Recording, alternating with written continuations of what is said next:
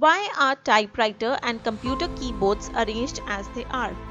The QWERTY keyboard, named for the first 6 letters of the top row, is far from ideal. A well-designed keyboard would see the 6 most commonly used letters in English, that is E, T, A, I, O and N, located on the most accessible second or home row. Only the A appears on the QWERTY home row. And in this right-handed world, just over half of all the keystrokes on the QWERTY board require the left hand. Our keyboards owe their layout to Christopher Sholes, a printer of Wisconsin.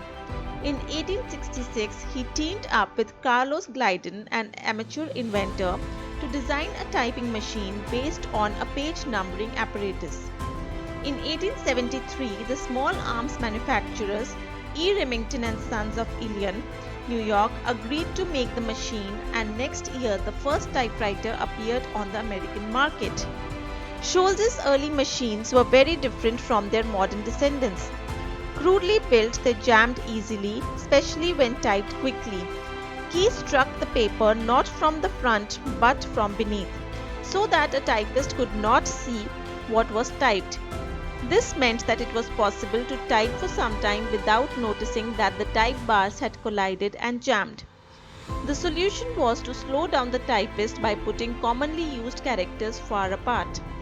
You can still see remnants of Sholes' initial alphabetical layout in the modern machine's second line, which is arranged A, S, D, F, G, H, J, K, L.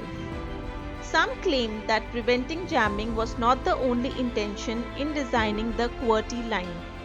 From these keys, even one-finger typists can type out the word typewriter. This would have been a boon for the Remington salesman who demonstrated the new machines in 1870s.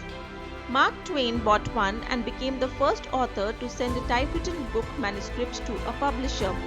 The Sholes keyboard has many detractors and alternatives have been proposed. In 1936, Auguste Dvorak, cousin of composer Antonin, invented a keyboard that put the most common letters on the home row.